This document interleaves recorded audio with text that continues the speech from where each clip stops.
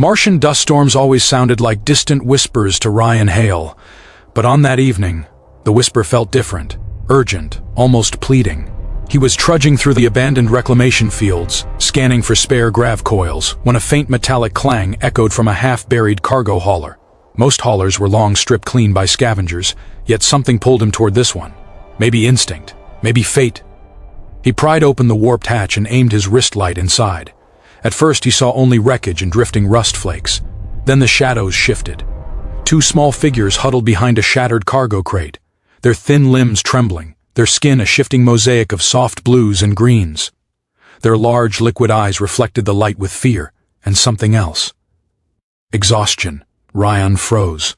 Aliens were not unheard of in the outer colonies, but encountering unknown juveniles, alone, injured, was beyond rare and illegal to approach. Protocol demanded he report them immediately, but Protocol had never stood beside starving creatures with wounds glowing faintly along their ribs, as if their biology fought itself. One of them let out a soft warbling sound.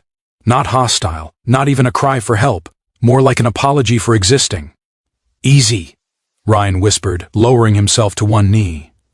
He slowly removed his glove and extended his hand. "I'm not here to hurt you." They hesitated. The smaller one sniffed the air, then nudged the other gently forward. When its cool, trembling fingers brushed Ryan's palm, he felt something like static, yet strangely warm, grateful. He offered them water from his canister, watching as they drank with desperate relief. Whatever had happened to them, they were far from home, terrified and alone. Ryan didn't know it yet, but every moment of kindness he offered was being tracked, recorded, and transmitted to the stars. His simple act of mercy was about to change the fate of worlds.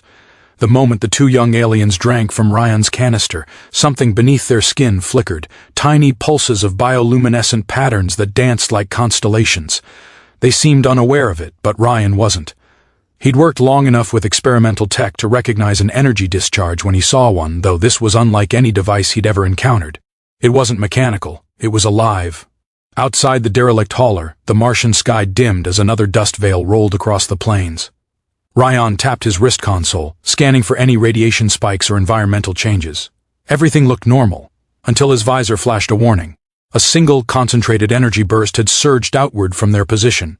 Not an explosion, not a leak, a transmission. "What the hell did you just send?" Ryan murmured, staring at the juveniles. They blinked up at him innocently, unaware that a signal powerful enough to punch through planetary interference was now racing into deep space. Millions of kilometers away, the first sensors registered the anomaly. Automated defense satellites flagged it as an unknown biological code. Lunar labs received encrypted data packets they couldn't decipher. On Earth, the Interplanetary Communications Authority scrambled its linguists and analysts. The encoded pulse did not match any known species in the Alliance archives. In the dust-choked Martian outpost of Helix Station, military alarms erupted in a clash of red lights and blaring sirens. Officers pored over the telemetry in confusion. "It's a distress call," one technician whispered. "No," corrected another, eyes widening as patterns emerged in the data stream. "It's a royal signature, and it's ancient." Meanwhile, Ryan remained in the derelict hauler, unaware of the chaos blooming across human networks. The two aliens curled closer to him, trembling with exhaustion. But somewhere far beyond Mars, a sleeping empire had just been awakened. The countdown began without Ryan ever knowing it existed. While he wrapped emergency thermal foil around the trembling aliens, satellites high above Mars were already shifting their orbits, attempting to track something that moved faster than their sensors could lock onto. The signal the juveniles emitted had traveled far, much farther than any distress call should have, and something colossal was answering. Inside the derelict hauler, Ryan tried to calm the young strangers. They flinched at every tremor in the metal hull. The older one pressed its forehead to the younger's, glowing softly, their patterns pulsing in a slow, frightened rhythm. Ryan didn't understand the gesture, but he understood fear. He knelt beside them and whispered, "I won't let anyone take you." He believed that, right up until the ground shook. At first it was subtle, a low tremor rolling through the dust beneath his boots. Then came the second vibration, stronger, rhythmic, like the beating of some enormous mechanical heart. His visor lit with warnings: gravitational anomalies, high-orbit distortions, mass displacement readings spiking beyond anything the colony's systems were designed to interpret. Ryan stepped outside the hauler, The Martian sky, normally a rust-tinted haze, was tearing open. Beneath the thin atmosphere, streaks of light carved across the heavens, each one leaving a rippling distortion in its wake. They weren't meteors. They weren't debris. They were arrivals. Thousands of them. His visor struggled to count, recalibrating again and again before settling on the impossible number. 7,000 warships. They descended in perfect formation, blocking out the sun, their hulls shimmering with an organic metallic architecture Ryan had never seen. Each ship moved with the precision of a hunting predator. He staggered backward as the largest vessel cast its shadow across the reclamation fields. Humanity's defenses were powerless. The ships weren't here for Mars. They were answering the call he had unknowingly activated 19 minutes ago. A beam of cold, silver-blue light speared down from the largest of the descending warships, enveloping the reclamation fields in a humming resonance that made the dust vibrate like static.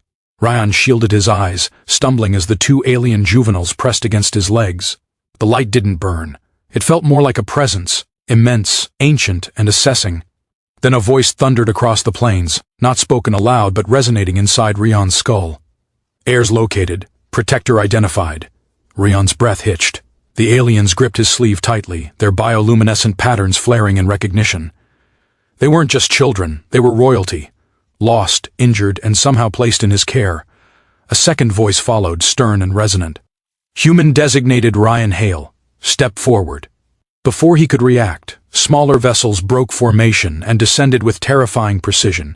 Troops emerged, towering beings clad in armor that flowed like molten silver, their faces obscured by angular helms. They approached not with hostility but with ceremonial gravity, forming a half-circle around him. One removed their helm, revealing a face etched with luminous markings similar to the children's, though aged and fierce. "You sheltered the heirs of Threxelon," she said aloud, her voice carrying through the thin air. "You offered aid without demand. Such a gesture carries weight among our kind." "I didn't know who they were," Ryan managed. "I just helped them." "Kindness given without expectation," she replied, "is the highest form of loyalty."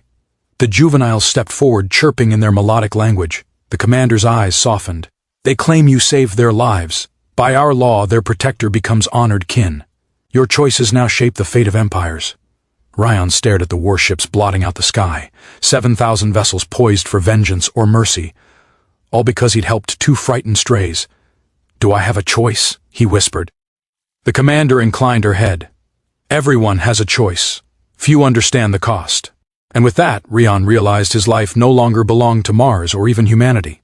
The universe had taken notice, and it had plans for him.